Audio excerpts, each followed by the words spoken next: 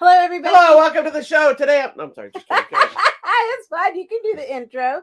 Welcome to this week's episode of Hollywood Matrimony Live. We are coming to you live on Facebook, YouTube, and Twitter. Technically, we come to you every week alive.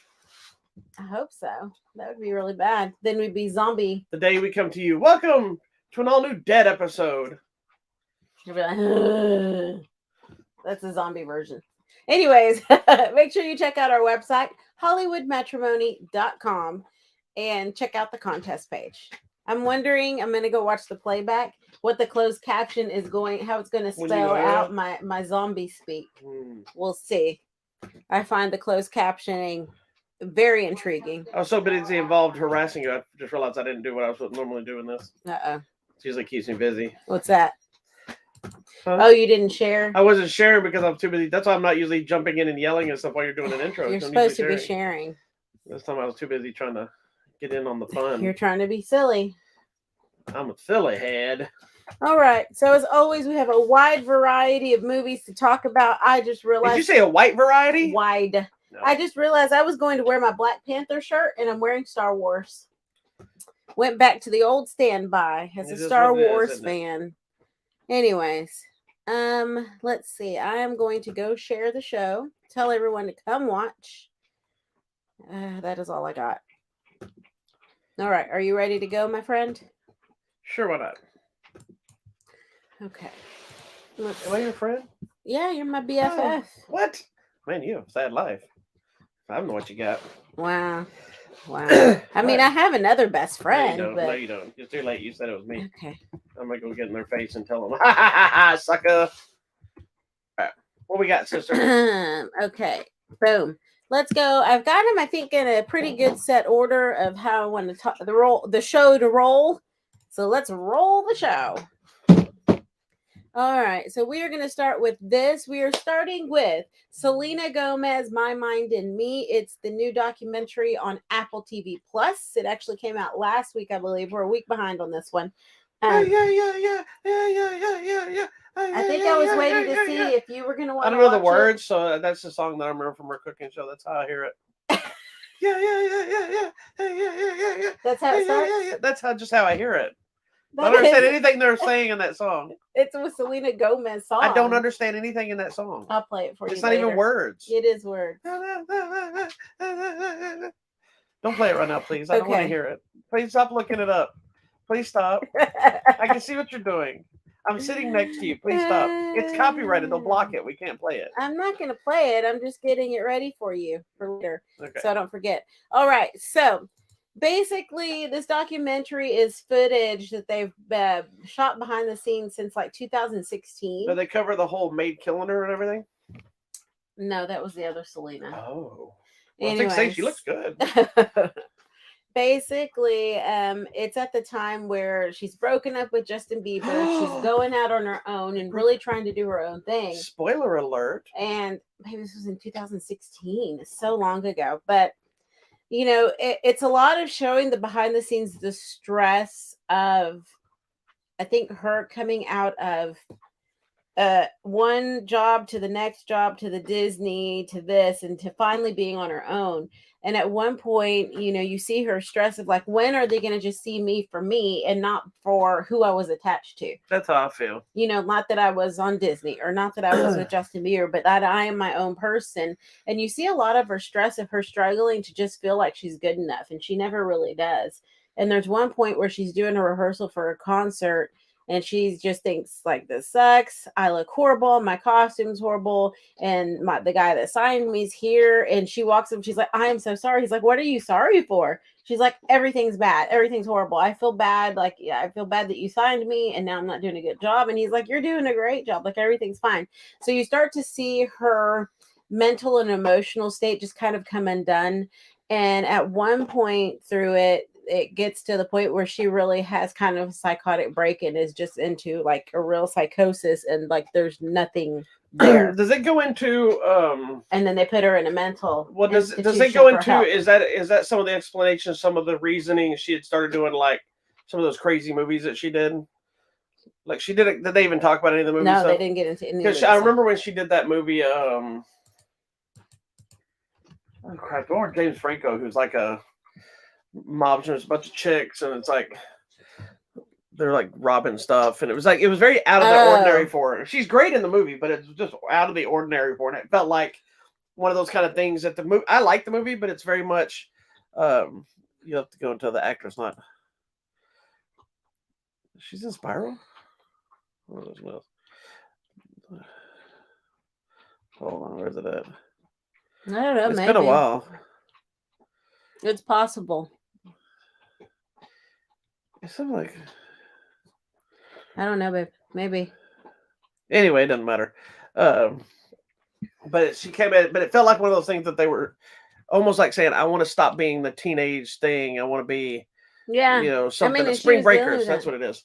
And it was because that movie's like kind of violent and it's a little before this raw and footage. It's a great movie, but yeah, it felt like a movie that she was like, I don't want to be the cutesy, respectable, whatever Selena Gomez. I want to be this actress, and I'm kind of edgy. Yeah. And that was, I think, right after the Wizards of Waverly Place. So she's probably trying to break away from the Disney thing. I think I was pretty far away from that, wasn't it? No, that ended in 2012, and this movie was in 2012. Oh, okay. So I think it was right after just her adult transition.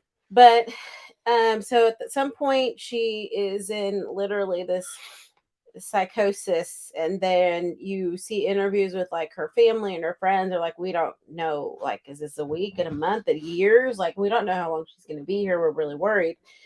I think the interesting thing is we watched most recently and during COVID, Selena and Chef, and started watching the Murders in the Building. And I like through Selena and Chef, you see Raquel, and you see the other girl, and then they've been with her since this whole thing back in the day.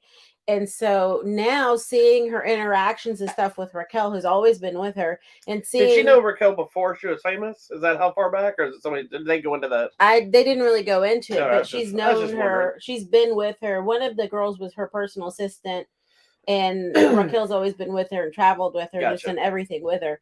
And there's one point where it's probably in 2019-ish where she's, Selena, they go on this kind of goodwill trip to Africa to help this girls' school. And she's just feeling it. And she's like, I just never want to go home. She's like, I want to just stay here. And Raquel's telling her, that means there's something wrong. Yeah. You need to set up your life to where it's not stressful to go home. It's not stressful to turn on your phone. So you're getting to actually see a different side of Raquel than we normally get to see. Correct, because now she's just kind of silly and bubbly. Yeah, if you don't see Selena plus Chef, like you only see Raquel being a goofball. Yeah, she's goofy, which is fine. You think she's like her. I'm not saying she is, but she almost comes off like the dumb friend. Yeah, but she's not. And so you're going to see the real friendship. Yeah, and I feel like now when you see the Selena and Chef show, I feel like she actually took her recommendations and like put it into her life, because now Selena Gomez is like, I don't care what you say on social media. I don't care about this, because Raquel was telling her, you've got to set things in place to create these boundaries so it's not stressful to do this and this, and you can live your life and not feel like you have to escape. Yeah.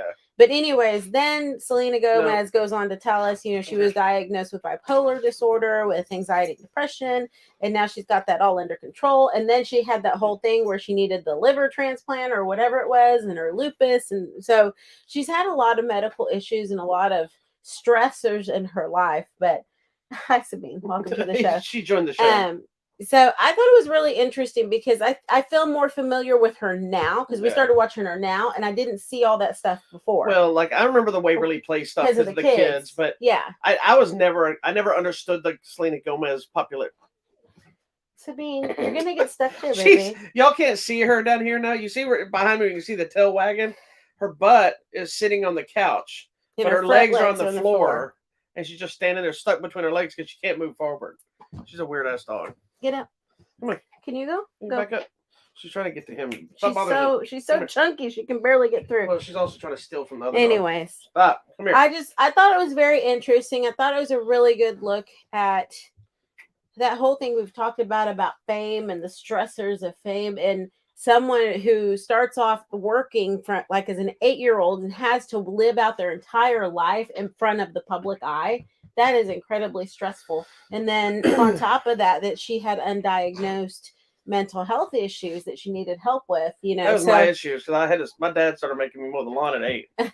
anyways, And I have a lot of respect for her for what she went through and yeah, I was never for finding help. I never hated her or anything, you know, but I just didn't care. You were really into her. And then when I started seeing her stuff like Spring Breakers and things like this, I was like, oh, she's an okay actress, you know, whatever. Yeah. I can't stand her music, but that's not for me and whatever. Yeah. And it really wasn't until the Chef plus Selena plus Chef show that even then I was like, ugh. No, but we were trying to find something during COVID. Yeah, and we came across it and we're like, what is this woman up to? And so let's just see it. And we saw some chefs in there that we knew. Yeah. And so we started watching. We're like, this show is actually fun because we like train wrecks. And so that's really what I expected it to be. And we love cooking. Yeah. And some of those recipes are good. Yeah. And I thought it was going to be a train wreck of a show, but I also thought it was going to be a one season done. Yeah. It was on what, season 3 or 4? Yeah, it's really fun. And we watched them all. And love it. If you have, whether you like it or not, it's a fun show, and it made me interested in watching the documentary. I just never got around to do it, and I know you really, really wanted to watch it, so I didn't want to hold you back to watch it. So yeah, no, and I think the other thing that I really like about her and what she did is at some point she's like, I'm not doing this anymore. I'm not doing stupid interviews. I'm not going to be paraded around as a product. She's like, I am not Disney anymore. I am not a thing to be sold. She's a grown-ass woman. Yeah, she's like, if someone wants to do an interview of substance and they really actually care, I'll do it. But she doesn't do stupid interviews. Like, what's your favorite color? No, yeah. Or who do you have a crush on? Well, like all that we were talking about this. So dumb. That's pissed me off so bad when the Marvel females in the Marvel universe have had that really bad. Where every time you see an interview with like a Scarlett Johansson. Oh, that's stupid. How do you wear underwear? Yeah, talking about their conversations are always about the wearing underwear under a spandex suit or whatever. And I remember one interview, her asking is like, why would you ask that? You don't ask Chris Evans if he's wearing that under his Captain America suit or whatever. You only ask me. That's she says.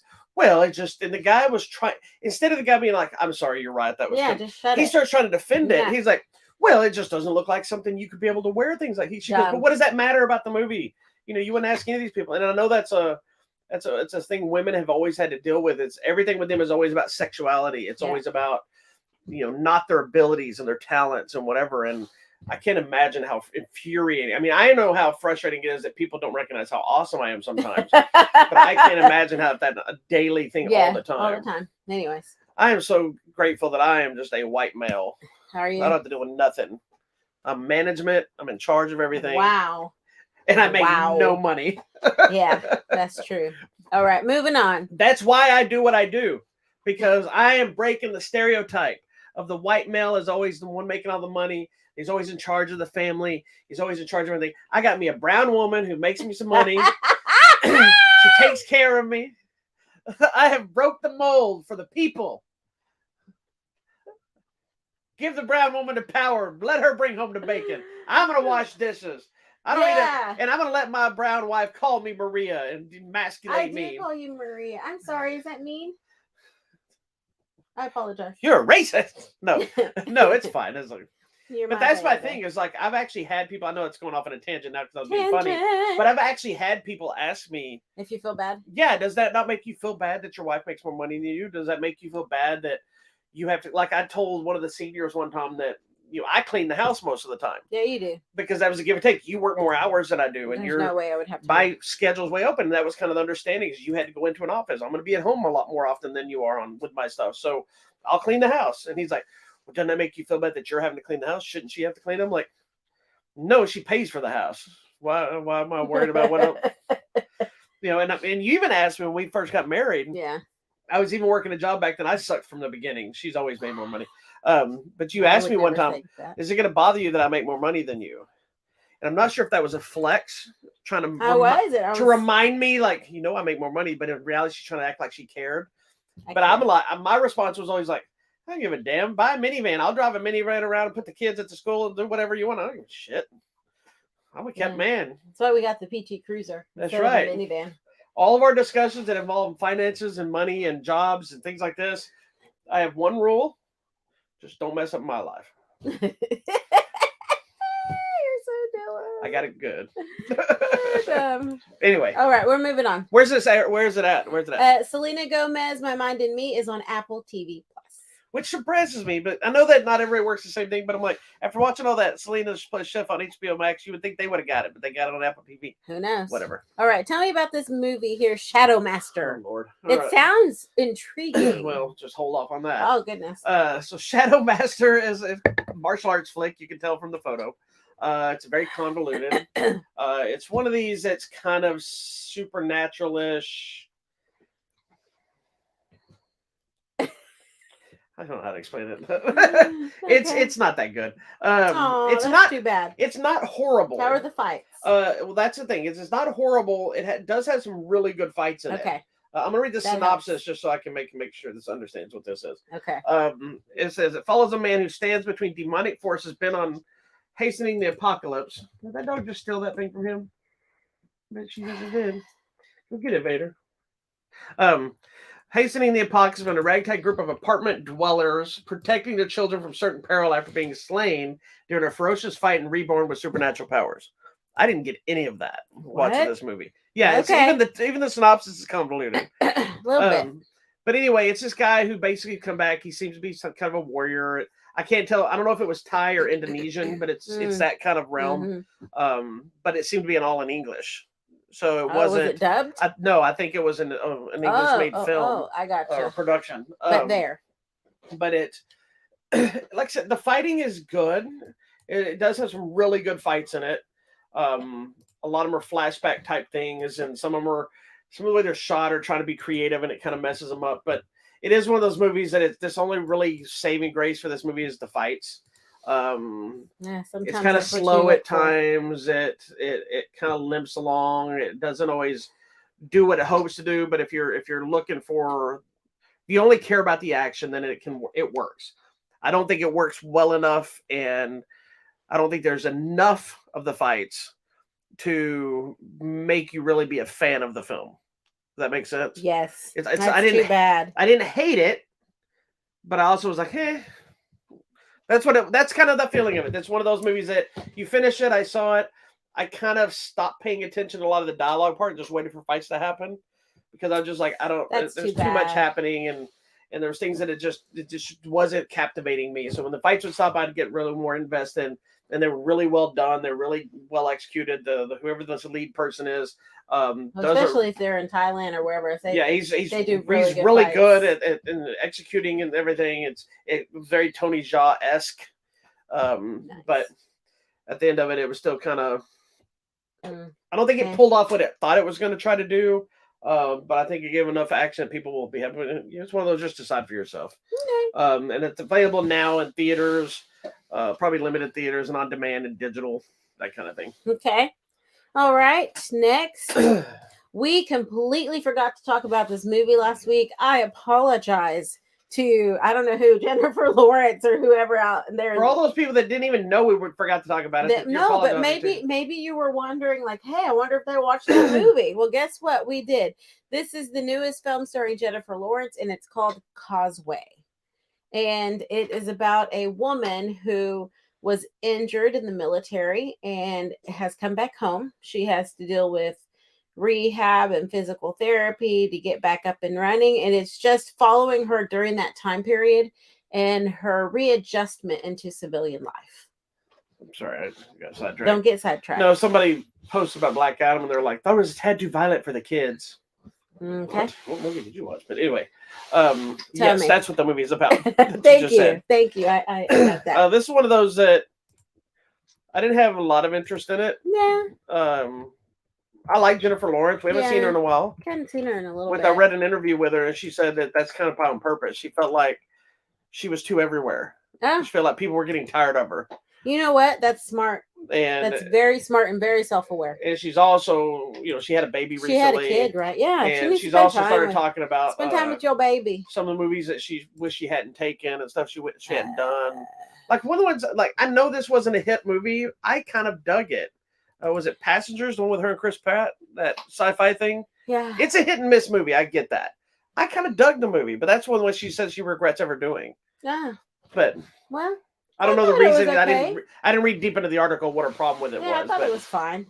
I really liked her in Mother. I thought that was such a very good and impactful movie, and Of course, she's the Mockingjay. So maybe that was a lot. Oh, those are trash. I liked them, but maybe it you was don't know too any much. better. You don't know any better. But I think it was one of those that she was taking things because she was on that ride. Yeah. Because she was an X-Men, she was in Hunger Games, and then she was getting these artistic things. She was winning Academy Awards or getting nominated, whatever it was. Yeah. And then she was kind of just hitting everything. So every month, you saw a new Jennifer Lawrence, almost said Jennifer Lopez. Jennifer Lawrence thing was coming out. Yeah, you gotta pace yourself. And I didn't. And here's what's crazy, is I didn't realize we hadn't seen her in a while until she showed up or something. I was like, oh, it's like, where we haven't seen her in a while. She's been taking care of her baby. Because good. I think there's probably stuff still coming out on Blu-rays and things like this. In between. So this new one it's a very stripped down movie compared to a lot of stuff she'd been doing for a while with the bigger budgets and the bigger, franchises and things like this. And what I really like about this movie, it's set in New Orleans and it's shot in New Orleans. And I love that they kept it kind of gritty and a grayish tone to kind of match her feeling, her mood. Because she's just so like, I don't even know if it's depressed or sad or confused. She doesn't know what to do with herself. It's all of those things. Because she's coming back from, a tour in Afghanistan or whatever, where she suffered an injury. And she's coming back, and I think in her mind, she's like, I got to get better so I can go back. Yeah, it's another case of soldiers not knowing what to do with themselves, and all they want to do is go back to get away from the stuff that they don't know how to handle. Yeah. And in her case, it's not just a soldier came home, it's somebody came home with a major issue from injuries and things like this. And now she's having to deal with that. Yeah. And then all the people around her that don't understand what she's going through. They don't get it. The people that she tried to get away from in the first place. Yes, that's what I was going to say. She's not coming back to a great situation. And it's interesting because as it kind of unfolds and you're learning about her, the movie is very slow. It's a talkie. It is not exciting. It's not a movie I could recommend and say, you will love this movie. It's just like it's a real life movie. Real life it's people journey. When it ends and it's over with, it's still like, there's no real resolution. There's no real end. Yeah, it's treating it like life. Like there's steps forward and there's resolutions to certain things, but her problems aren't over. Correct. But we're in the right direction, kind of thing. It gives you that hope of a good future, kind of mentality. But there are a lot of like tragedies that occur. There are a lot of bad things that happen. But the whole movie is really just about, on the surface, it's about her journey of trying to find her path in life. It's a forgiveness thing, it's an acceptance thing, it's a healing thing, and it's all kind of metaphored through her trying to get strong to go back to serve, but it's really about her trying to get strong so she can just live and deal with her family, deal with her friends, deal with her own problems. But then there's this whole other aspect that you think is part of her journey that's actually part of somebody else's journey as well, and it's a parallel situation. And I found it interesting is it's two people dealing with a very similar situation, but in complete opposite worlds. Yes. And one's not a military whatsoever, but almost is the same kind of thing. And it reminded me of it was some minister or something that said, we are all broken people that can help other people heal. Like, your brokenness doesn't mean you're completely like give up, but your brokenness can help someone else fix their brokenness. And I think that's what this is. It's two broken people that come together and they find that through kind of shared trauma or loss or whatever, they help each other. And it's this guy. I love this guy, Brian Tyree Henry, who we last saw in Bullet Train. He was in Eternals. Yes. Love him. And I like what he's dealing with physically. And what she's dealing with physically is interesting. I don't want to tell you. Well, there's also a very interesting They're dealing with physical issues, emotional issues. Their relationship in general is not what you expect it to be. It is awkward. It's an awkward friendship. It's one of those where you expect, okay, we all know where this is going, right? And when it actually goes there, you're like, it's like, that's not what we're doing with this. It gets to that point. It says, no. We're not going to do that. And then it becomes an issue. And then you're like, well, then what are we going to do? And then that's where it takes you on the real life aspect of things. Yeah, not everything is a happy ending. Not everything is this is where we belong together or we don't belong together. We're going to stay friends or not be friends. And it's you never know the outcome based on your actions and how it affects. Because there's some people that just can't deal with your shit. Yeah. No matter how much they want to, how much they love you, they're like, look, I love you, but I can't deal Well, with this. and we have that person in her life Yeah. shows up, and it's like they're there, but they're not even really there. And she tries to explain to them what's going on, she's feeling, and she doesn't get it. It's like Well, and not even there. Doesn't connect I think at all. that's I know I may sound insensitive here, but I think that's an important thing on both sides. On you're dealing with something, but my honesty to tell you, like, look, I can't deal with that with you. Yeah, I'm not in that place, that and I would will be never so understand. nice if people would just say that. And it would make it harder on you because now you feel like another failure is part of the crap you're dealing with. But the reality of it is me staying there and trying to force something not work is going to make us have more animosity, more headbutting, more problems. Agreed. And it's going to make it harder for you to heal. Correct. It's going to make it harder for me to move on. And we're never going to It connect. would be whereas, so nice if people were so self-aware and could communicate. Yeah, whereas if I had just, selflessly left, knowing that I am hindering you and I can't be there, and you are able to move forward and be able to then come back together and say, look, here's where my issue was, and now you understand what you were dealing with and how I was holding you back now, and now we can move forward together. Or you say, look, you abandoned me, I can't be with you anymore, I can't be around you anymore. You make that decision, but now you've healed to make it. Yep. So anyways, it's a pretty deep movie. It's an emotional journey, and like you said, it's not super exciting. It's pretty mellow. It's a talker. Yeah, and I will say with her, she gives a great performance, but it's not. If you're one of those people that Jennifer Lawrence annoys you, it's not that kind of performance. It's a little bit of a more of a straight-laced, normal, very subdued. Not that she ever has any weird. She's not like a downtown Julie Brown or something, but it's just.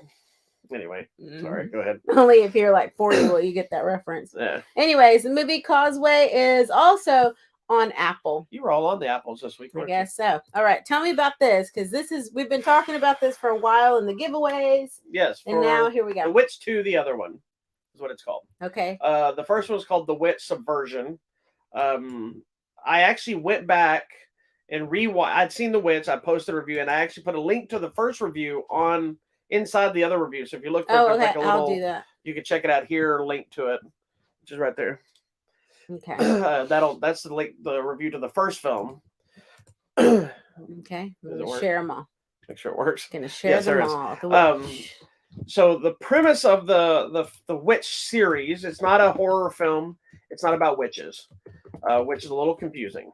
It's kind of a sci-fi superhero martial arts action kind of just thriller hodgepodge of like people like almost like super soldier serum kind of things.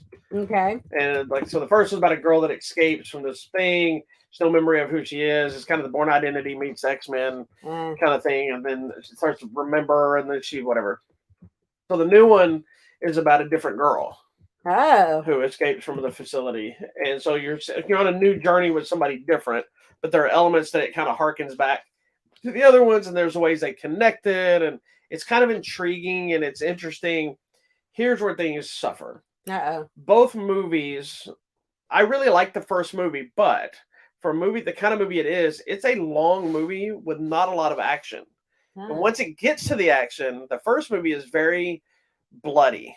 Like there's a whole action sequence stuff at the end of the last half of the movie that is a slaughter fest. And it's great. It makes up for everything before it, because everything before it is you're in this girl's life, you're building up her friends and her family and everything she's doing, and it's supposed to make you really, and it does, but it's supposed to make you understand what she's being taken away from her, what she's given up, when it starts realizing who she is and the people are coming to kill her and killing people, and there's that depth to it. Gotcha. But it also is still a little bit grounded for getting, some of the characters that have like some more of a super strength kind of thing or fast or whatever. It's not like in the first movie anyway, it's not like superpowers like they're the Flash running. Right. But if you punch somebody, it was kind of like a that kind of thing. Gotcha. The new movie is where that went wrong for me. It's the same type of story. It almost is. It's not, and I know this isn't the right word to say this, but it almost felt like a remake of the first movie because it's following a similar journey of a girl and going through the same crap and not knowing who she is, and it feels like it's the same movie again. but they went bigger. But now it's insanely CGI heavy of people using powers, super speed running and jumping and throwing stuff and swinging people and smashing them. It didn't have the gritty, bloody elements to it. It didn't have the same like rated R violence that I loved from the first movie that made that ending make the rest of this journey worth it. This one felt like it was very comic bookish by the time we got to the end. It still has this big thing, and I think there's more action in the second movie, but it's a lot of CGI, your cars getting thrown, and so it kind of lost me. It's not a bad movie, but it did lose me on that. It wasn't fully keeping me connected with the story this time around, and I think, again, because it felt so rehashed. But it's because it's all leading to a third movie. Oh, my. So, okay, then. And it is interesting how they connect it to the other movie and the whole thing, and it's not that hard to figure out what they're doing, and there's characters that show back up and all that stuff like you would in a sequel. But you do need to watch the first movie. Okay. For this to make sense on some level. You can watch this movie and it's kind of its own story, but there are elements you're like, okay, oh, that's exciting. I don't know who that is. But if you see the first movie, you know exactly who that is. Yeah. So it is a direct, it's not a part 2 in name alone. It is directly the same storyline. Okay. So good. if you've seen the first one, you like it, you can continue the story because this is another clip. The first one ends in a cliffhanger. This one is in a cliffhanger as well of sorts. But they're the kind of cliffhangers, though, that if they didn't do anything with them, you're not that upset because you kind of understand what they're doing. Yeah. You know, it's like if it was the end, you're like, I'm going to kill them all, and the movie ends, and you're like, oh, I can't wait to see her kill them all. Yeah. Then it never happens. You're like, okay, well, I figure she killed them all. Yeah, she just killed It's those kind of cliffhangers. Gotcha. Not a... and then wonder what happened. That's horrible. So anyway, so it's available now on Blu-ray from Well Go USA. It's okay. It just... I'm still hoping for the third one because I'm hoping... It's going to be a new journey. They can't rehash it again because now they've got the players that they need for doing what they've been wanting to do. And I'm hoping that it steps up and does better and brings it back down a little bit. But we'll see if that movie ever even happens. Okay. Well, I also don't understand why it's called. It's kind of a cheap name. The Witch 2, the other one. Just the first one's kind of The Witch, Subversion. Well, why not say just The Witch for the first one? Then make the second one Subversion. No, the other one. You know what? It's another one. Well, at least now I know it's not the same one. It's not the same one, but another one. All right. Moving on. I think the next one's going to be called The Witch 3, Some More. We are moving on to another movie on Apple TV Plus. This movie is Spirited. And this is a movie that I was looking forward to in talent, but not looking forward to in tone. Why, babe? Because it's a musical. Yes, it is. It is the new musical, the holiday musical, starring Will Ferrell and Ryan Reynolds and Octavia Spencer. And these people can sing and dance. And I am so happy. We already knew Will Ferrell could sing from other movies. So the freaking Carolina wine mixer or whatever. And, well, we knew he could rap from that. Yes, and then we saw him singing Elf, but I mean, he's really singing. Yeah, this is not making fun of this musicals. This is a legit real musical. The people that made the music made La La Land and I think The Greatest Showman. And the songs are really good and big catchy. dance numbers. It is a full-on musical, but let me tell you this: as someone who does not like musicals, correct. It's a funny musical. Yes. So even the heartfelt stuff, and there are moments where somebody breaks in the song and is like, no, we're not doing the guy's like, they stop the whole song thing. It's like, can we just, if you don't sing, we'll do this. And so it's almost like it's me in the movie saying, okay, we don't need another song. Where you're like, oh, I hear music, and they're like, no. He's like, no, not again. But I actually enjoyed the movie thoroughly, even with the songs because they're kind of funny. There's this one whole one about a bad word that it's not actually a bad word, it's a phrase. And I said it to you. Yeah, she said it to me the other day, and I was just like, oh.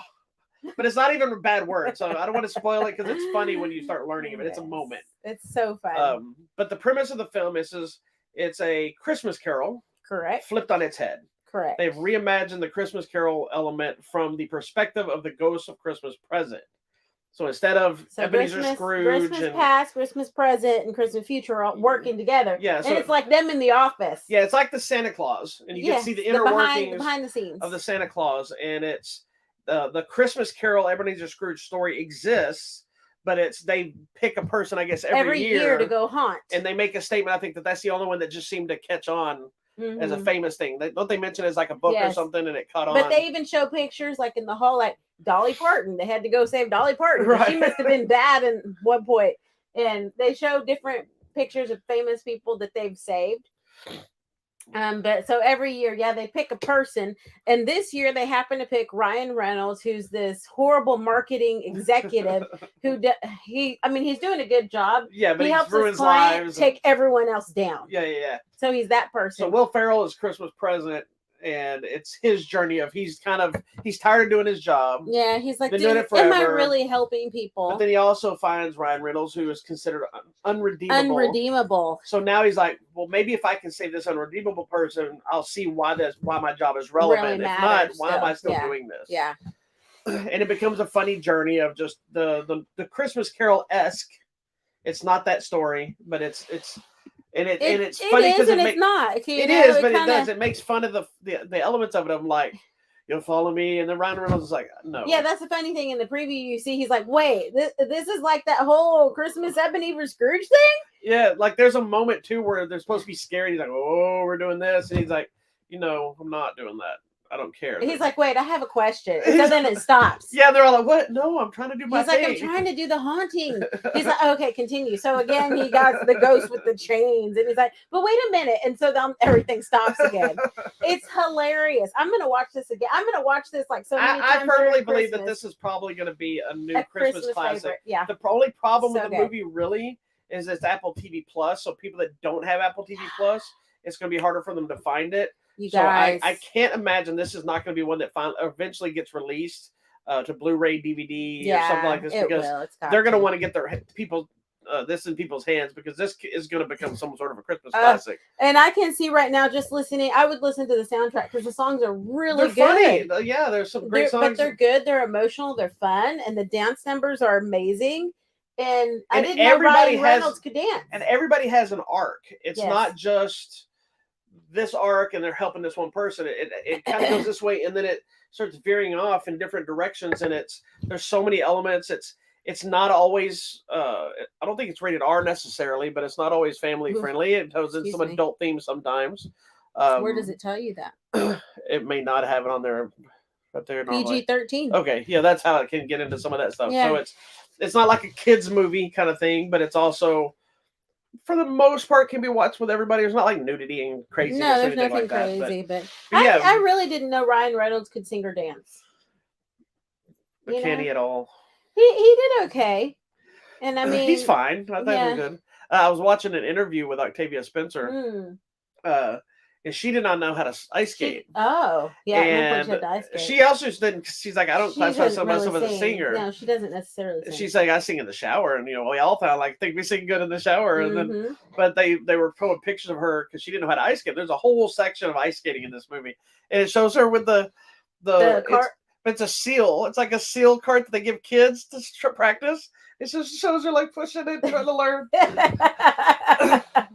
It's pretty funny. That's hilarious. Anyways, this is a super fun. We can't tell you a whole lot. Yeah, because there's some big twists or some spoilery stuff. Just know it's like the new modern version of A Christmas Carol, but it is not a Christmas Carol from the inside out. But it's not. It's not a Christmas Carol musical. At all. Love the songs, love the music. I love the two of them together. Yeah, they have good chemistry. And for those people, somebody already commented on it, and I have somebody else that I think would have commented, but I'm surprised they hadn't.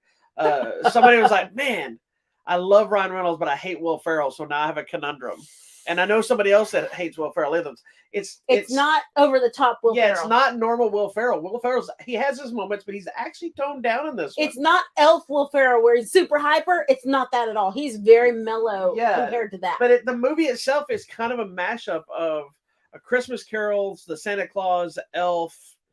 And did you see the little elf guy? The guy he got dressed up and he's like, oh, that is spot on. No, he's like, you kind of look ridiculous. Oh, no, that's right. He insulted him. Yeah. He's like, this is my favorite movie. Yeah. So it's funny. No, it's not that Will Ferrell.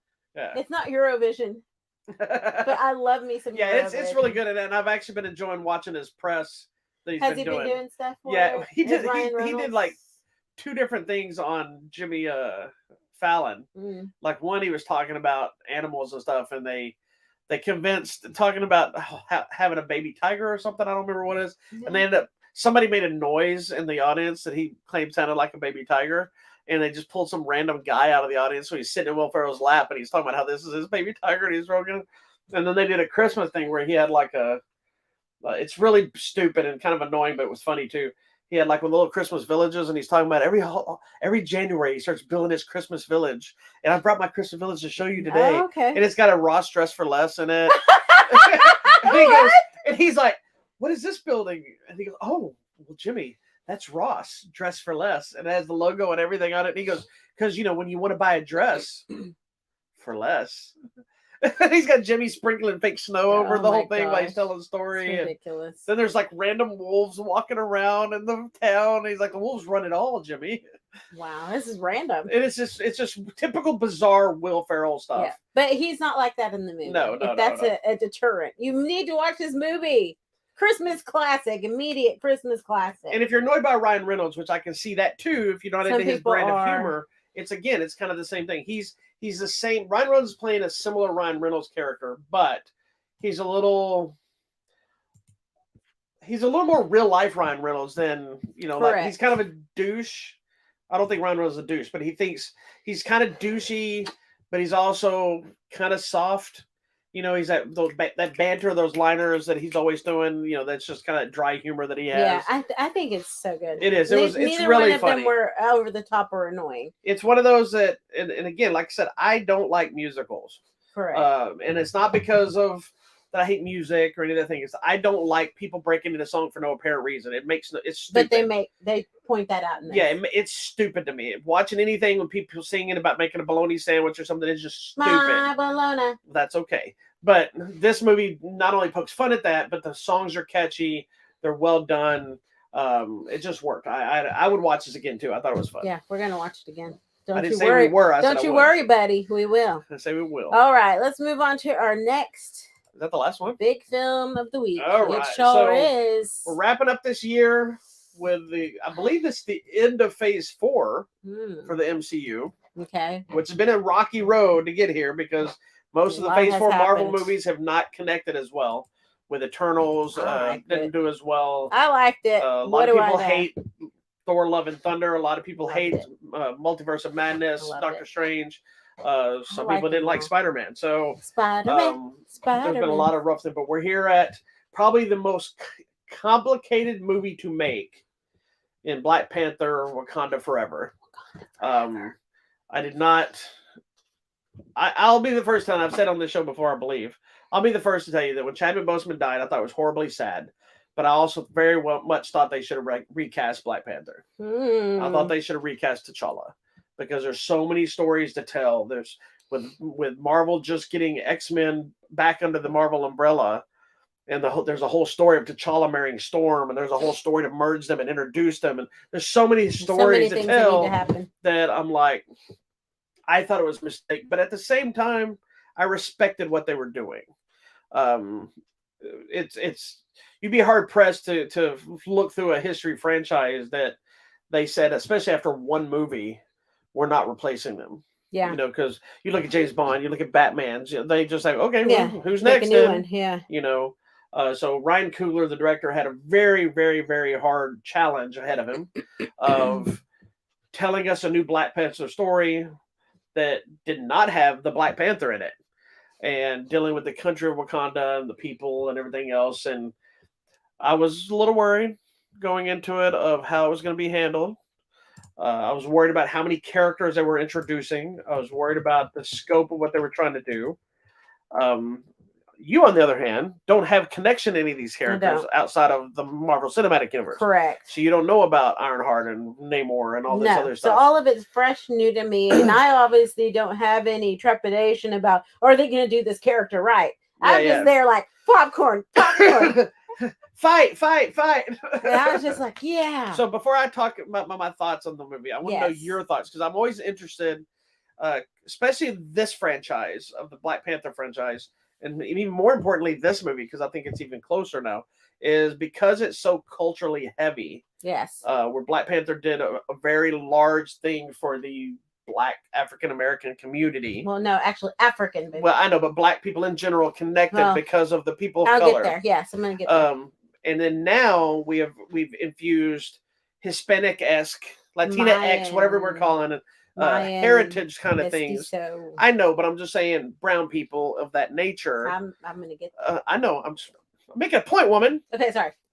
It's gonna, to me, I would assume it would hit differently for you than it would hit for me. I agree. I'm seeing it from the comic book. I'm not looking at their skin color. Correct. And I told you, like last week when we referenced it very quickly on the show that we were going to see it, that to me is like the biggest, not the biggest, but one of the big draws for this movie to me is the amount of Black and brown people in this movie. And I hope that that's not off-putting for some people. It may be, because I think in the comic, the guy Namor is actually what? I mean, he's white, but he's also Atlantean. They're aquatic people. Well, he's a mutant. So I mean, he's a mutant in the comic. He is the Marvel's first mutant. Gotcha. Because he's been around since like Hitler days. Gotcha. Oh, so he's around before Aquaman. So in this iteration, I kind of applaud the decision to go with a more distinct Mayan culture, because that's kind of what this is. It's more Mayan than anything. So, you know, in the first one, we were dealing with, like you said, the African American experience with Killmonger and that whole side of the family kind of being over here. But then the actual African experience of Wakanda having to kind of hide out and do their own thing to make it through, so no one knew they were there. But then this guy feeling overexposed and like, well, why didn't you ever protect me? So we were dealing with really that African and the African American experience head to head.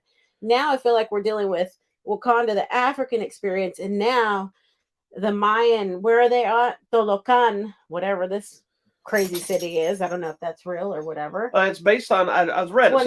So here's the thing: is the reason for the fans that don't understand.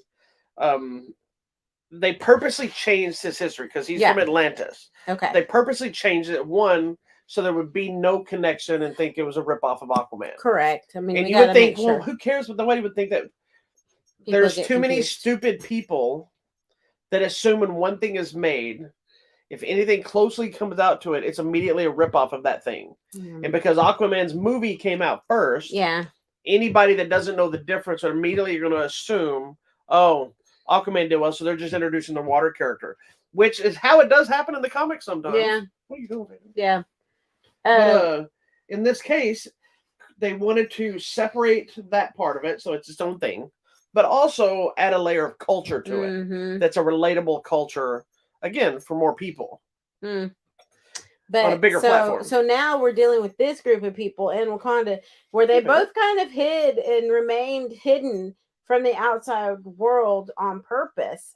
But then I think the other thing that I really like from now our Mayan mestizo, whatever, you know, representation here is dealing with the impact of your entire civilization being wiped out by European colonization, because it did happen. I mean, your Mayans, your Aztecs, and your Incas, their whole everything was wiped out. I mean, they still exist in small tribes and in small groups, but I mean, when your entire population is decimated by colonization, European disease, and slavery, I mean, it's a mess. But it's interesting because that is a shared experience from those of us over here on this side of the planet and the people on that side in Africa. I mean, the same thing. Tribes were, you know, gone. Right. But they remained, and these people remained hidden. So I find that interesting parallel and the discussion of it very interesting to me. And I was reading this review from this lady. I'm assuming, I don't know, she's a white lady. She's like, my husband cried a lot and I remain unmoved. And I'm like, how can you remain unmoved? Well, you know, there's also a big thing that I was reading last night. I forgot to tell you about it.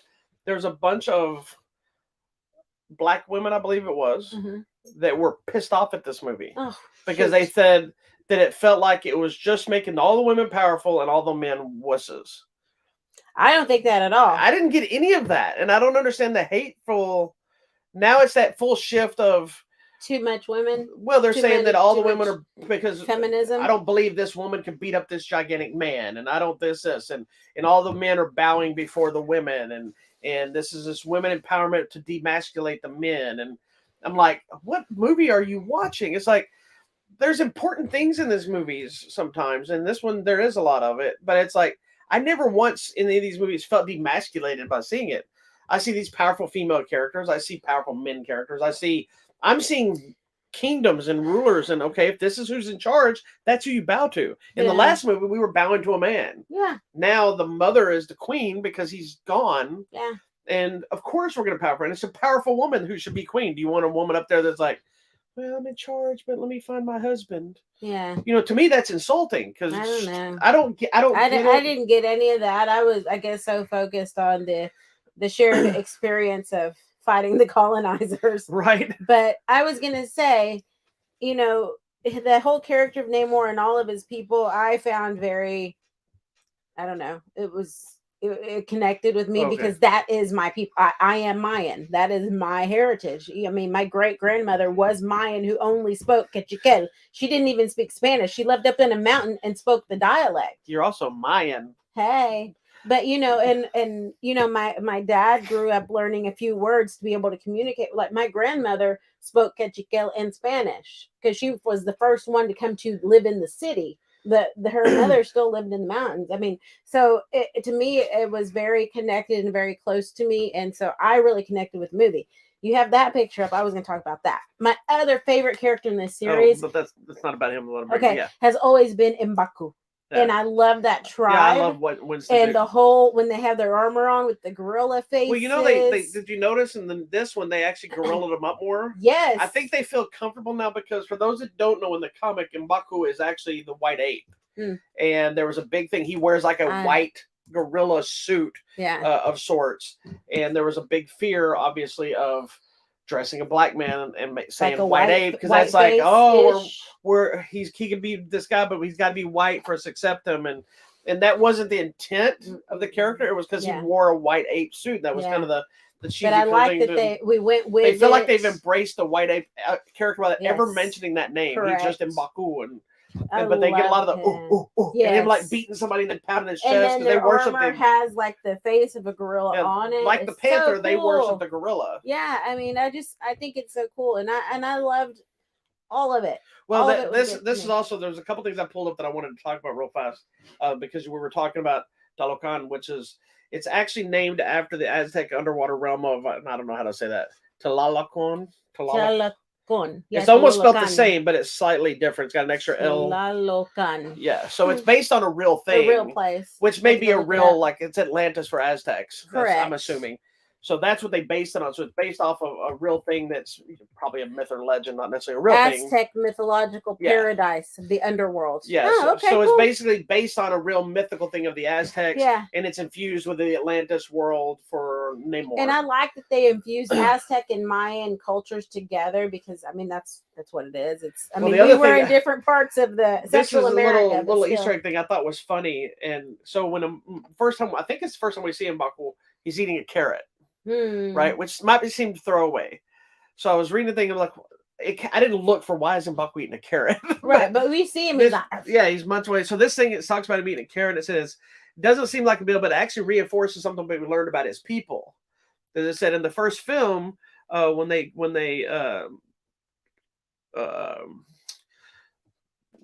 the Martin Freeman character, the white guy, the Shield agent, kind of threatens them to get him to help him or whatever it is. He threatens to feed him to the children's village.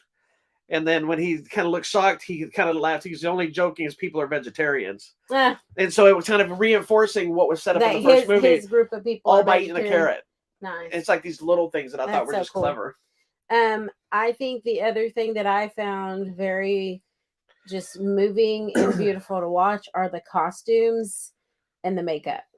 Yeah. I mean, you got to love all the African costumes and everything they do there. But now we get to see a whole set of, now Mayan or Aztec costumes and the feathers. And it's very indigenous on this side.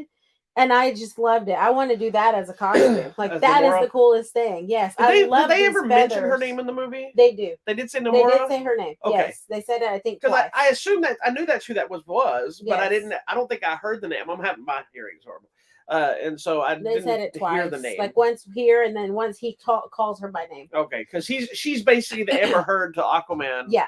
And she's blue in the comic, so they're all she's blue here, but that's a big difference, and it's actually kind of explained loosely in the movie of why sometimes they're blue, sometimes they're not. Yes, it's an interesting angles of what they went with. Yeah. I will tell you that I am a Namor fan. I didn't read like from the beginning or anything like that of every comic he ever put out. I think it was the Savage Namor. I think it's the only full series I really read. Yeah. But I really dug it. And I've always liked the character when he shows up.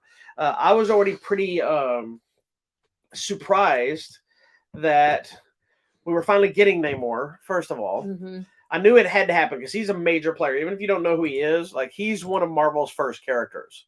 He's been around like the beginning before I think even Marvel existed as Marvel. Yeah, it was him, the Human Torch. Human Torch was an android. He wasn't the Fantastic Four. Okay, and I believe it might have been Captain America or something like that.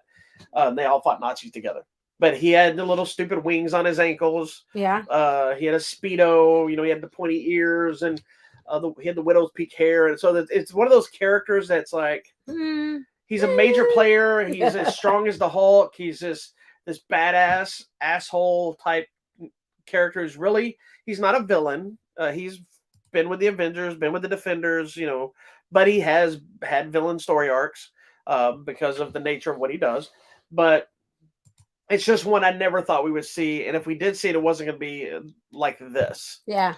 And so when they said they were bringing him into this, and then they had this relative unknown guy play him, who I think he was famous in his own country, but not here, is Tenoch something or other.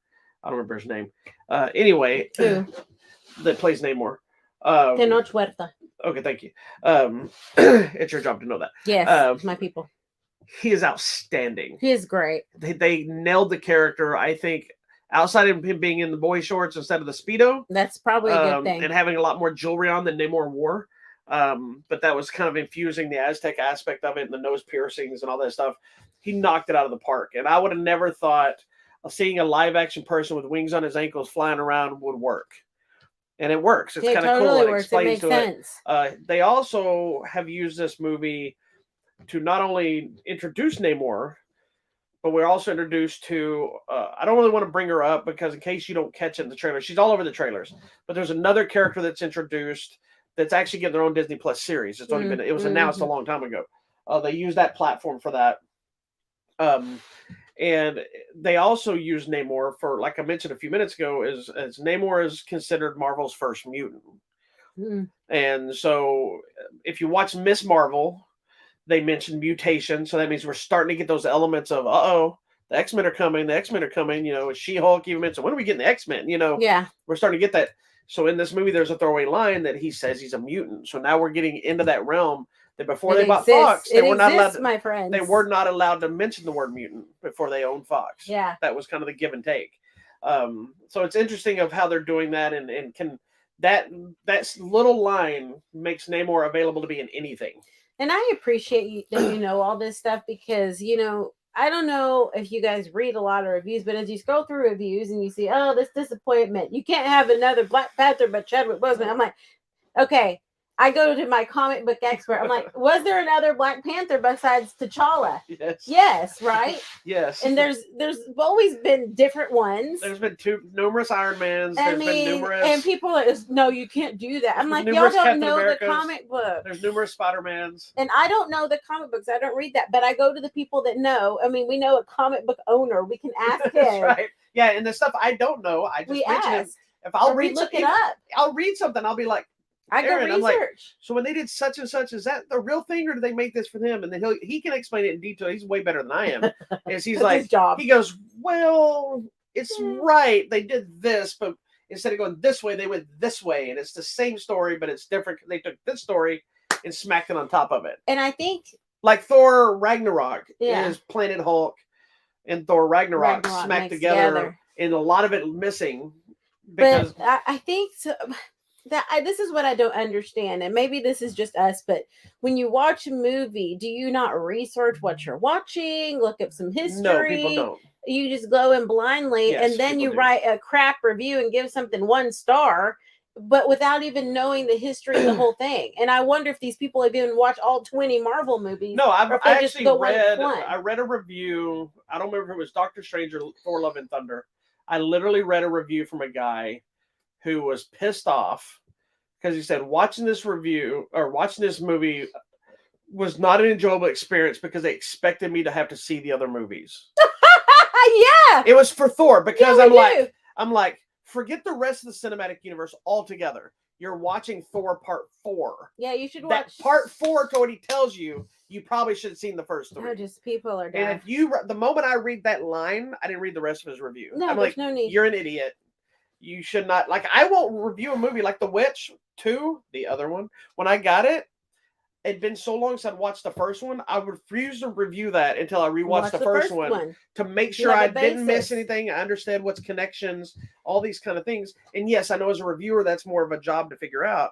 But I don't understand why would you want to watch part 3 or 2 or 4 of something if you've never seen the other one. Like, there's movies and there's things that come out that you can watch them and not need to see the other stuff, but you miss so many of the little fun nuances and the things that make it better. And I think too, the other thing and I have had this conversation that I think people easily dismiss superhero movies or sci-fi movies. Yeah, they're not doing it as much whatever. now. It's become more of a accepted art. I know, but I mean, it's so much more than just a movie about a superhero.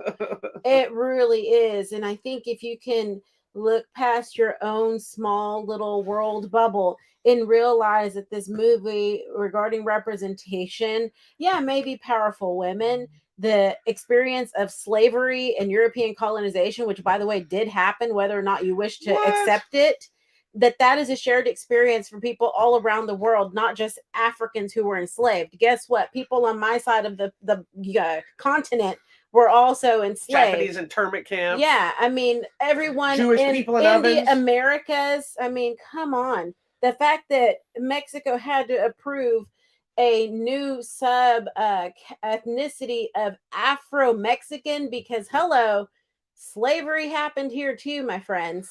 You know, it's just the fact that you can dismiss all that and be like, oh, there can only be one Black Panther means you're not even paying attention to the movie. Now I want to ask you this, since you just mentioned that again, before we go back to the actually talk about then the movie. We have to talk about Sorry, crime. we got off on a tangent, but y'all know how it's we do. It's important to me. So one, did you have a theory who you think might be the new Black Panther before we saw it? And 2, was your theory correct? Yeah, I think so, because I think based on the comic book history, we're not going to say who it is. Based on the comic history that we had kind of talked about in passing, I think we knew who it was going to be. Oh yeah, well I could tell. Yeah, anyway, I'm not going to say it, but yeah. I like how we got there. Yeah, and it wasn't what I thought. They didn't just bring a new Black Panther. It's like, haha, here's a new Black Panther. Yeah, it was almost like there was a necessity evolution. Yes, I like that. But one that's not necessarily going to continue. Correct. Which I like that ending direction. Which that ending. I didn't even get to talk to you about this. I have to talk to you off the show. Cried. But there's a moment in there that made me so excited and happy. I'll have to tell you after because that's a spoiler here. Yeah. But it was what I wanted them to do with the movie, and instead of they didn't do it the way I thought they were going to do or hoped they'd do it. Yeah. But they did it way more subtle, and I was like, oh, that's awesome. Some people I guarantee don't even catch it. Mm-hmm. And I wouldn't be surprised, not because you're stupid, that you'd be like, I didn't even think about that because it's such a small thing. Okay. But I'll tell you after. I'm pretty sure you got it though. But what I found interesting about this whole movie is how everything was handled. Yeah. The opening of the film is mostly what you see in the trailers, which is the funeral for T'Challa. And the credits were just the thing to me. Yeah, they did the Marvel, and it's like all Chadwick Boseman. I was crying. And what's interesting is they did it all silent too. I know there was no music. But anyway, so it's not really a spoiler. It's the funeral of T'Challa. You see it all over the trailers. It's in the trailer with the lady dancing. But I felt like that entire sequence was inviting audiences to Chadwick Boseman's funeral. Yes, I agree. While being respectful to the character story. We had an opportunity to mourn along with them. Yeah, like we were all here together at this thing. Oh, it was so and sad. yes, it's a Black Panther T'Challa funeral. It's story elements for these characters. But I felt like, because in the trailer you see Chadwick Boseman's face image on that painting on one of the buildings. And it feels like, yeah, we're in this movie and we're saying goodbye to T'Challa, but we're also getting to say goodbye to Chadwick Boseman that none of us got to be there for. And I love that their funeral is how I believe a funeral should be, like a celebration of life. And it's a very with short singing moment. And dancing and the whole thing, but it is sad at the same time. I don't think it took more than 5-10 minutes tops. No, but it was good and powerful, necessary. It's beautiful, and it's the movie, the opening to the movie, and you feel like, I feel like I can move forward now, and did you cry? I mean, I you don't not. cry, but did you have a feeling in there? I didn't. And that was something I was going to tell you. I was way more surprised that I didn't have a lot of emotion in this movie whatsoever. I felt the impact, but it was like, I think I'd already accepted it. Can you understand how everybody else would be crying? Oh, totally. Especially, somebody like yourself or like our friend Sean that talked about blubbering or whatever. Yeah, he said he was weeping. But again, that's a different connection of the ethnicities and the stuff you're seeing, and it's the sadness. But you it's can also understand it. Not like this lady is like, I remain unmoved. Yeah, the representation. Like I felt the sadness. I don't know who you are, lady, out there in the universe. She's white. Probably. I felt the impact, the sadness. Here's where the problem for me was, and I think this is why it made it harder for me to really invest in the emotions. Is there's a section of the movie. It's not bad. Doesn't hurt the movie, but we did talk about this. I felt like it's crowbarred in to connect it to the rest of the universe. Yeah. And to plan the future. And I know they got to do that because that's how this whole universe is designed. You got to keep it moving. But I forward. felt like we'd be in these really powerful moments, and then it veered over to there real fast, and then came back. But at the same time, with the movie running almost 3 hours, it took its time. Let everything happen. Let people's emotions play out. I felt like there was like 3 or 4 storylines happening at once with the Namor story elements. You have, and I'm sure you heard me telling somebody else earlier, it has the entire Wakandan, what are we going to do without our king and our protector and who's in charge now? And, we know we have the queen, but how are we dealing with this? Then you have the world, the rest of the world dealing with, hey, they're fighting against Wakanda for about vibranium.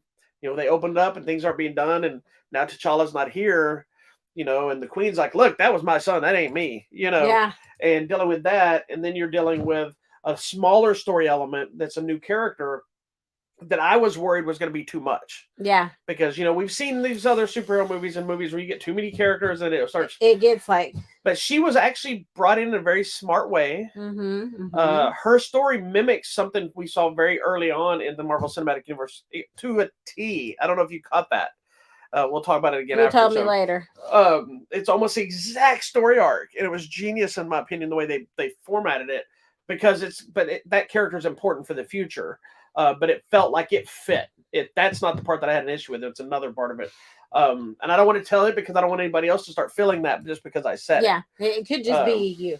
But, yeah, it could be. It could be. But I thought everybody in the cast did amazing. I will say that I think of everybody in the film, I think Angela Bassett kicked some major ass in this movie. And you're not typically an Angela Bassett not a huge fan of hers, but I personally think Oscar level performance, because some of the powerful scenes that she had to say, some of the monologues that she gave. I think her personality that you sometimes find off-putting fits this character. She feels like a queen. Yes. Because she's always like, I don't think she fits 911. Sometimes in 911 it's a little much, but in this, I think it absolutely fits. Yeah, I feel like she lost the throne and got a job as a police officer in Reno. They're not Reno 911. Although I'd love her to be in that show. No, I loved her as Ramonda. Is that Ramonda? Is that right?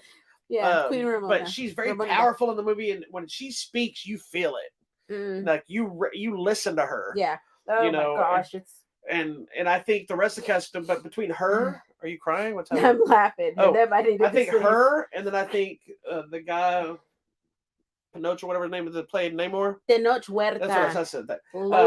I think he knocked. They were the two star power for me in this movie. Everybody was great. You're so funny. They were. Everybody was amazing. It was a great movie. But those two were. I agree, and it's because they're both the rulers for their people and dealing with the same but different. And they were good foils of discussion because, like, she was like, I'm not taking your crap. And he's like, I'm not concerned with you, you know. And like he had that there's a scene in the trailer that you don't get to hear the dialogue, I don't think, but like he's like talking to her. I think it's one of their first encounters, or maybe it's their second encounter. And he's like leaning in like really close, almost like mobster like kind of whispering to her, like, hey, if you do this, you know, then, but not being threatening. Yeah. But he's by not being threatening, he's insanely threatening. It's crazy. And to be able to do that while wearing random quartz and speedos means you're a badass, man. I mean, yeah, to be able to have that kind of like authority in a speedo. Yeah, right. Okay, they're swimmy shorts, but still. Yeah, swim shorts and wings on your ankles. Hello. And I thought he looked good. People were body shaming him, and I'm just like, psh, he's in a movie, and you're not. That's right. So, no, yeah. Okay. So, but I think everything was actually really well handled. I think every element of the story they put together worked. I think this is one of the better Marvel movies that come out in a while. I liked it. It was great. In my hierarchy, which is always the question we have in movies, we talk about what's our favorite movies now. Winter Soldier has always stuck on the top for me. It's always been Winter Soldier. Shang-Chi is up there, but it's because of it being a martial arts thing, not so much that it's better than the other movies. Black Panther has always been up there at the top for me. They're down there. They have their own whole section down there. Oh, I can't see. I know, because you don't need to see it. Black Panther's always been up there at top for me. Yeah. This one, I actually think this is better than the first Black Panther. I like this better. And I think this is going to kind of slowly inch its way up to the top of some of the Marvel movies for me. And yes, I'm talking about over Infinity War and Endgame and all those. I love those movies. They're extremely powerful, but they're the movies I expected them to be. And that knocks it down a little bit for me when I'm like, and I know this may not make sense, but I'm like, I expect those movies to be that. Yeah. This movie is not the movie I expected. Correct. Which is why it elevates it. It gets you in the field. It's just like Winter Soldier. When Winter Soldier came out, was different than everything else Marvel did. That one got you in the feels. I feel like it really did. It didn't get me in the feels so much as I felt like it impacted you so emotionally. Did it? I think it really did because you're like, oh, it's Bucky. And well, I already knew that was Bucky, though. I know, but you seeing it like come to life. I think that's how all these movies are, and I think I'm. Like, and I didn't know it the was repeat Bucky. movies don't hit me as much until I get a Namor that I never thought I would see. I really like this one. This one's up there at the top, and I think you know what I'm really liking the Thor, the one where he fights his sister. What's that one? Which one? The Thor fighting his sister. I'm gonna laugh because the one you thought I don't like this movie. That's Ragnarok. I'm so when you said you hate it, I'm really starting to like that one now. It's growing on me. It's Winter Soldier all over again. I slowly destroy her feelings. I know, and of course Infinity War. I mean, this last one. So I love those. Don't get me wrong. There's just something about this one's so good and powerful, and it's a different perspective because I'm a fan of the characters. I'm a fan of the genre. You're watching the movies, yeah, right, and seeing the stories. I'm having to watch the films and the stories, adjust them because this is not the story that it was, and this is not how it's supposed to be told, except that it's something else. But I'm getting to be excited that, holy crap, the Winter Soldier's on the screen. Holy crap, there's Namor. Holy crap, there's Black Panther. You know, I mean, it's Shang-Chi movie came out. That's not the Shang-Chi I wanted, but they're not going to make that version. But I'm going to see him. You know, and I'm glad because there's a lot of newer characters coming out, like even She-Hulk. I was never a fan of She-Hulk. And that might be my favorite series they put out. It's a fun show, guys. But do you know what my favorite Marvel TV series is so far? Is it the one with the time guys? Nope. The Loki one? Yeah. That's my least favorite of all. Really? Yeah. Which one? Falcon Winter Soldier. Of course it is. And I think it's something because it's that ongoing journey that I really dig. Like Bucky more. I think that's on. I think that's why. And I really love Hawkeye as well, but I'm a Hawkeye fan. Yeah, you are. So anyway, what's now your top movie of all of them? You can only pick one. I will pick Wakanda Forever. You think the new one? Yeah. I don't know though, because Infinity War, when everybody's like, you can't go back. You on your left. I was like, he's back. I don't know, man. I love the fact that the first movie, the Wakanda Forever chant, the crossing of the arms, Wakanda Forever, which were my friend. They were basically character things, has become such a thing that it named the second movie. Yes. You know, which I don't know. Maybe they've talked about it. I don't know what the original name for Black Panther was before Chadwick Boseman died. Yeah. It still could have been Wakanda Forever. Who knows? Because I was a little concerned too. I forgot to tell you about this. Going into this movie being called Wakanda Forever, I'm like, that seems like a little cheesy fan service catchphrase. That's like doing a movie is like called "Where's the Beef" about a lady. It's like you're playing the culture part, not in the movie, but that title fits the story they're doing. It does fit the story, but it also fits. I mean, I think it has been such an impactful statement and a powerful thing, just like culturally impactful. Yeah. For the times. So I enjoyed it. I don't know. And I will say, what's funny is I've seen a lot of people say this, and I know you cried. Yeah. There's only one credit scene. There's one mid credits. There's nothing at the end. But a lot of people have said that they think this is the most powerful after credit scene that Marvel has done so far. I totally cried. It is the most simple. It is the least straightforward. It doesn't have as big a reveal as a lot of them have done. That's what I was gonna say. It's not like you have to know this character that connects to this other movie. Yeah, it's just very simple and straightforward. It's one of those that they could never do anything else with it, and it would be fine, or it could completely change the game, depending on how they do it. So there's a lot of I've always watched so many people talking about it, and we're like, you know what that means they could do, and it opens They're up getting, doors. But I'm glad they get it. Yeah, it's gonna open doors, but then there's a timeline thing, but then it's also gonna be like, hey, this is just a legacy statement. You never know what the plan is. It's okay. So we'll go with it. Wakanda Forever is in theaters now. It is excellent. If you're gonna watch it, do block out some time because, like I said, it's 2 hours, 40 minutes, or something like that. But it's not a time wasted. I didn't feel like there was a moment wasted in that. Not at all. It kept moving. It was constant. I mean, it feels long, but not in a way like you're like, come on, get to it. Come on. It's like, man, we got so much more time left. What are they going to do now? It's a lot. Enough to where I held it for 3 hours and then I peed for 15 minutes. I waited like the last hour I needed to go pee, and I was like, nope, I'm not moving. I'm not moving. Every time a dialogue started, I thought maybe this would be my moment. I'm like, no, I but can't. It's also important. It is also important. There is, like you said, there's no wasted moment. And I also want to say real quick, and we'll move on, but big props today even gave Namor's origin in a very smart way to tell his story without it feeling like, one, like it was shoehorned in. Yes. And two, that it took up too much time in the movie that it shouldn't be about him. Correct.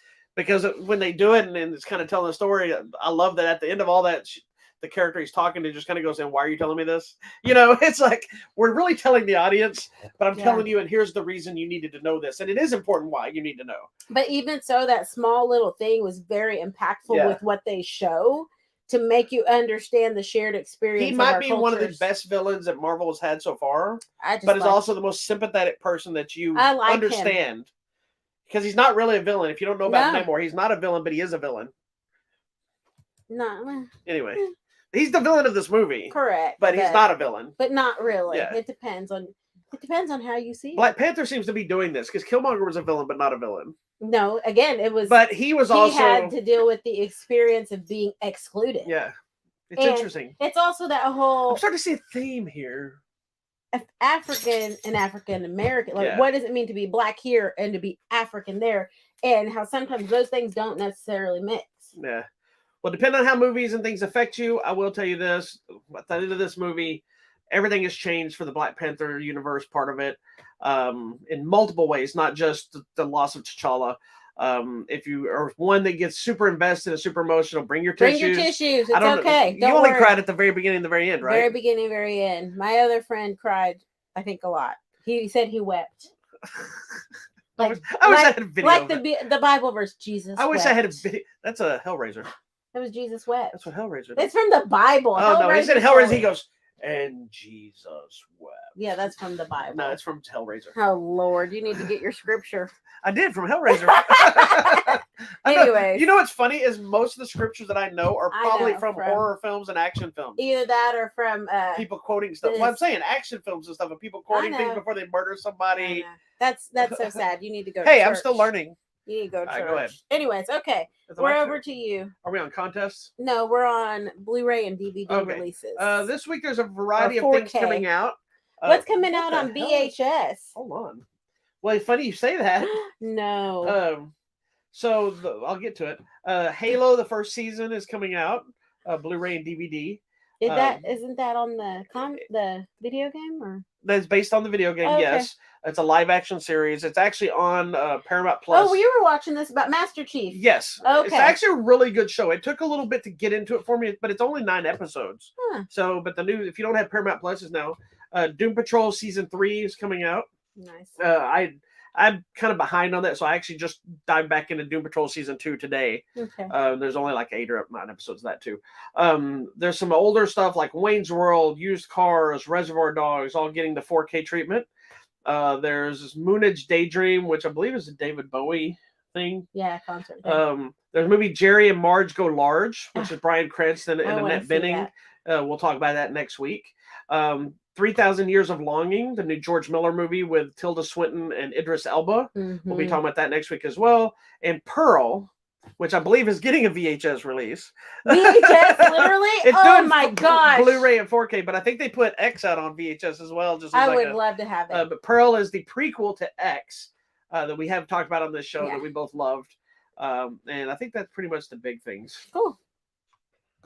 All right. Well, friends, there is so much happening at the theater or on demand. So here we go. One of them I'm super excited this week. Woo, coming out on Tuesday on Video Demand and Digital, R.I.P.D. 2, Rise of the Damned. That movie came out of left freaking field. Do you even know what that is? No. R.I.P.D. was in 2013. Yes, the Rest in Peace Police or whatever, Rest in Peace Department or whatever. Yes. That is a movie that came out in the theaters starring Jeff Bridges and Ryan Reynolds. In 2013, based on a comic book. Okay. It was a major bomb. Nobody knew. Like, I started seeing about this about 2 weeks ago.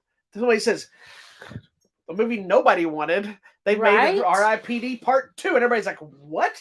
It's crazy. And it's got a burn notice in it, I believe. Yeah, it's nearly 10 years later. We're getting Part 2. Who knows why? But it's, Jeffrey Donovan's in it. Part 2 coming out on Video Demand and Digital. I think I have the first one on If you like it, well, you know what? Maybe let's watch it and then find it and buy it online. It's probably going to be like $5 or something. I have to look. I may not have the first one. I thought I did, but I'm sure we can find the first one. I feel like I vaguely remember. It's like they're like dead and they. But yeah, I totally remember this. He's like a cowboy. Jeff Bridges is a cowboy. And they go and deal with like people that are coming back that shouldn't be or whatever. So. Yes. Because Jeff Bridges is like he died when he was a cowboy, so he's still a cowboy. He's got the big mustache. But he has a badge. Yes. And Ryan Reynolds is the new recruit. Yes, I totally remember this. It's not a good movie. You know what? I want to watch this. Okay. We'll go okay. A Fathom event near you. It's called Prophet. This is about Cardinal Stephen Wyszynski of Poland and the importance of having this Polish priest rise to this level of cardinal. It's not Rob Liefeld's Prophet. So if you are interested in that, of Polish descent, that could be interesting to you. A new Shudder movie called Revealer. A stripper and a religious person get stuck in a peep show booth and are forced to survive the apocalypse together. That's interesting. All right. Also coming to Video Demand and Digital. This is still on Tuesday. A movie called Facing Monsters. It's a documentary about surfer Kirby Brown and his family. So if you're into surfing or Kirby Brown, that might be for you. Oh, good old Kirby Brown. Yeah, coming out Wednesday on Disney Plus, the new series, The Santa Clauses. This is the Tim Allen Santa Claus series of movies. So Santa Claus, the Mrs. Claus, and the Escape Clause? The Escape Clause. Yes. So we've got to watch those movies, and then we're going to be watching this series. I'm so excited. Disney Plus. She apparently likes it. I love those movies.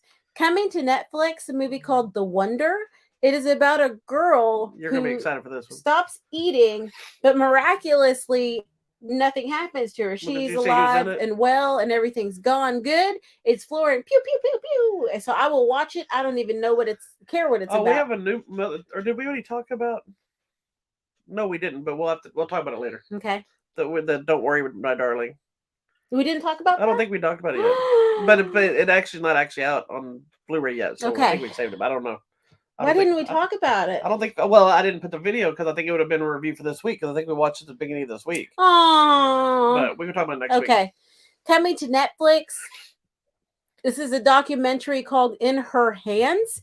It is the story. This is actually we need to watch this though. Look, I'm in your hands. I know. This is the story of Sarafa Ghaffari, was about the world getting turned upside down. Who is the first female mayor in Afghanistan's history, and she's 26 years old. So the youngest person to ever hold that position. I cannot even imagine the struggle of being a woman in position in that country. So we've got to watch this. This is important. So let's do that. I just can't understand the struggle of being a woman. Okay, coming out on Thursday. I know you're excited for I'm this. so A excited. Christmas Story Christmas. This is, I guess, a sequel to A Christmas Story. Yeah, so here's the thing: is for those who don't know, and I'll go in more depth next week. This is actually, if you want to count, it's the fourth sequel. Oh my gosh, there were more. I've only seen the first one. Well, it's one of those. It's like Halloween, where there's sequels, but some of them are ignored. Oh, I see. So there was A Christmas Story. Then there was My Summer Story. Yes. Which is a whole different cast. But the only thing is Gene Shepard, who wrote the books, who narrates this movie as old Ralphie. Mm-hmm. He did come back and narrate. And I believe it's the same lady that played the mom is in it as well. Okay. I believe that's who it is. Which I actually like that movie. But and then they actually made A Christmas Story 2. There's a whole different cast. Okay. This is A Christmas Story Christmas, which is all of the original cast. So Ralphie's back. That's the adult him in the poster. That's Peter Billingsley. Peter Billingsley. The original Ralphie, all three of his friends, the same actors. Zach Ward, who was the bully with the yellow eyes, the same actors coming back for that. The only person, the dad is dead. He passed away in real life. Too bad. The only person that has been recast is the mom because she retired and did not. They said they offered it to her, but she wasn't coming out of retirement. Oh, she retired in 2007. So they did recast his mom, but there's a reason they recast her. And I believe in the story in the new one, his dad has passed away. Yeah. So it takes place in the 50s, where the original ones, I want to say the 30s, 40s, something. This 1940s. This one's set. The new one's set in the 70s. Yeah, so it's the 40s. So he's an adult. I'm curious to see because that's our time period. Does it let you click on the poster? Yeah. So it's coming to HBO Max. Yeah. Come here, buddy. He needs to go outside. Just so you can see. Anyway. Yeah. Peter Billingsley is really big in Hollywood. Is he? Yeah, he produced Iron Man. Oh, he's like best friends with. He's best friends with Favreau and Vince Vaughn. Oh my gosh. He's been working with them for anything. How cool is that? Well, Vince Vaughn's in this movie. Is he in the new one? Well, it says Vince Vaughn. I don't know if maybe he's behind the scenes or something. Who knows? He might show up. Anyways, it's on HBO. Well, you know, in Spider-Man. Oh my gosh, this dog. No Way Home. Yeah. Remember the little bald scientist that's helping Jake Gyllenhaal? Yes, I think scamming of it. It's Peter Billingsley. It was him. That's so funny. Okay, also coming out on Thursday on HBO Max, a documentary called Summer Camp. This is not Summer Camp, Santa Camp. Let me rephrase. HBO Max, Santa Camp. We have to watch this documentary. Basically, it is a training camp for Santas and Mrs. Clauses, but one of the things they're now dealing with is the lack of diversity in Santa Clauses. So they are trying to hire a Black Santa, a Santa with a disability, a transgender Santa. So it's the documentary of now bringing all this group of more diverse Santas in and the training that they go through. So I think it's going to be a really interesting film. Fun. The other thing I was going to tell you about Peter Billingsley real fast. Yes. You remember the movie Couples Retreat? Yes, I do. He directed it. Oh, okay. And he's also the original Messy Marvin from when we were a kid. Oh, okay. That's cool. Do you even know what I'm talking about? Yes, I do know in the commercials. Anyway, sorry. Okay, coming to Netflix. This is still on Thursday. There's a lot coming out this week. Christmas Story come on Wednesday? It's Thursday. Is it Thursday? Thursday to HBO Max. Because there was a screening thing for that I ended up turning down. It's on Tuesday, and they're doing like a film critic screening for it. But we can watch it here on the and they want everybody to dress in 70s clothes and stuff to come watch it. And it's like a Christmas party, is what it is. But watching the movie. Okay, coming to Netflix. Let me finish, babe. There's a lot. Christmas. Sorry, I forgot you're the only one on this show. Christmas with You. This is basically now we're getting our Christmas romantic movies. This is Freddie Prinze Jr. So if you're a fan, you're going to watch this. It's about a pop star who goes back home to her small town and, of course, has to fall in love with Freddie Prinze Jr. So, I mean, this one you're going to watch. Yes. But I'll be busy that day. I'm going to come back up to here. So coming out on Friday, we already talked about that. Yeah, but it's the thing is, I didn't say this when we were telling the show. Spirited is not on Apple TV until this coming Friday. Oh, my bad. It's in limited release in theaters now. It might not be near you. Well, I know. I'm just saying it's in limited theaters now. So if you want to try to find it, but it's going to hit Apple TV Plus. Apple TV Plus on Friday. Sorry. Okay, coming to Disney Plus, Disenchanted, which is the sequel. Is that this week already? It's a sequel to the 2017 movie. with Amy Adams and That was just James Enchanted, wasn't Marsden. it? It was Enchanted, where Yeah. they were singing. It's and all essentially a that. live action Disney movie. They kind of Correct. spoofs Disney movies. Correct. Okay, then let me go down here where there were a couple of things. Oh, I have that. Scroll up. This That one right there. I have a screening link for that. Lamborghini, the man behind the legend. It's a biography about Ferruccio Lamborghini and his story and his life work. So, isn't that the one with Frank Grillo?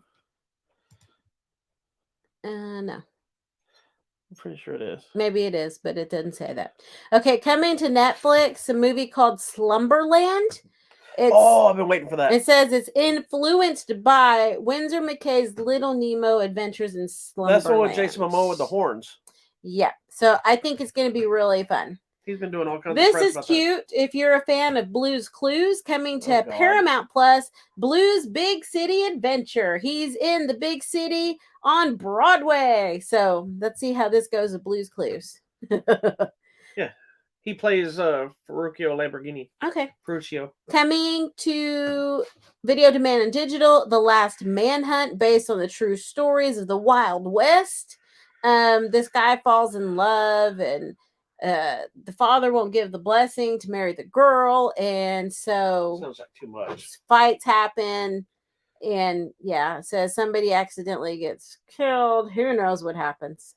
Coming out on Video Demand and Digital, A Christmas Karen. It's a series of instances displaying her privilege and prejudice. Karen goes around with her unconventional Christmas spirit. Oh, now everyone's going to be able to see this coming to Peacock. Nope. Oh, that's good. Great movie. Great movie. That's the Jordan Peele movie. This one I had to leave, and I had finally seen the ending. This one I had to leave 30 Keke minutes Palmer early. and Daniel Kaluuya. Oh, we didn't even reference that. Of why he didn't show up in Black Panther. Babe, we're not going back. Let's see going forward. I'm talking to you. But let's go forward. I'm talking to you right now. Okay, we'll talk about it later. That is important on why he's not there, though. Okay, let's talk about it in a little bit. Coming out to Prime Video, The People We Hate at the Wedding. This is Kristen Bell and Ben Platt, and so I'm watching it because it's going to be funny. They're sending me the link for it. They agree to go to a wedding of their estranged half-sister, and crazy things are going to happen with their family. Coming out also Video Demand and Digital, Fisherman's Friend, One and All. Is it all about the cough drops? It's about the cough drops. Oh my gosh, what is happening over there? Vader's trying to get me to give him the butt scratches. Coming to Disney Plus, I want to watch this. It's a documentary about Mickey Mouse. Mickey, the Story of a Mouse. Let's see what else. There's still more. Don't worry. There's a lot happening. Okay. Then probably the big things this Friday coming out in theater, the movie She Said. This is the one with Brad Pitt. It's about the New York reporters who broke the Harvey Weinstein story. And what? He's shaking his ass at me, trying to get me to scratch him, and he's smashing the table. And then also coming out to theater, this is the big one of the week, The Menu. This is the one with Ralph Fiennes. And John Leguizamo and Trent. This is the one where everybody gets invited to this exclusive restaurant for this culinary dining experience. Like almost like one of those pop-up restaurants, it seems like. And things go really, really wrong. It's in the trailer where they're like, we're going to die. And she's like, yep. It looks interesting. Oh, my. Okay. It could be really bad, but it looks interesting. I think it's going to be great. I'll watch it because it's John Leguizamo. I agree. All right. Anything else? Now, do you want to tell me about why what's his name wasn't in the movie? Oh, yeah. That's important to you. Part of it was scheduling, I believe, was shooting Nope. That's why he couldn't come and shoot that. But you caught when they talked about him, right? They mentioned it. There's like a throwaway line, so he still exists in the universe. Yeah, he just wasn't there right now. He was very busy. Because there's very interesting ways they could probably bring him back and use him and doing stuff. So just make sure. So there is a reason he's not in the film. And he wasn't really necessary. He's not even missed, really. He's a character that didn't need to be there for this. Correct. So anyway, so moving on to the giveaways. There's actually a new giveaway that I haven't uploaded yet. So the ET giveaway that you see on the screen is no longer active. Oh, bye ET. So here's just a little bit. It'll go away. We're out of ETs. Don't ask me for ET. But okay. We do have some copies of 3,000 Years of Longing that I said we'll talk about next week. George Miller's film. DC League of Super Pets, which is fun. Joe Coy's Easter Sunday. We have 4K copies of Casablanca. Here's looking at you, kid. We have copies of The Witch 2, the other one. And then we also have a copy of the movie Alienoid, which I've talked about on this show, which is a sci-fi Asian flick from Well Go USA as well. So that contest will pop up here in just probably the next hour or so. Okay, that sounds good.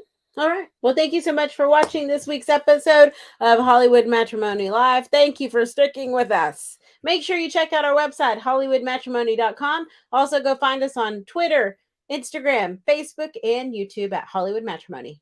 And if you're a Christmas fan, before I leave, I meant to tell you this earlier, but just really fast, Warner Brothers has released some of their Christmas classics as we're heading into that new year on 4K for the first time ever. So you got A Christmas Story, which you need to check this out. It's perfect time before watching the brand new one. You got Elf, which is perfect time for Spirited. You can watch it first, and then you'll reference the costume. Then we got National Lampoon's Christmas Vacation, because you should always realize the shitter's full. And, of course, Polar Express, which is my least favorite of this group.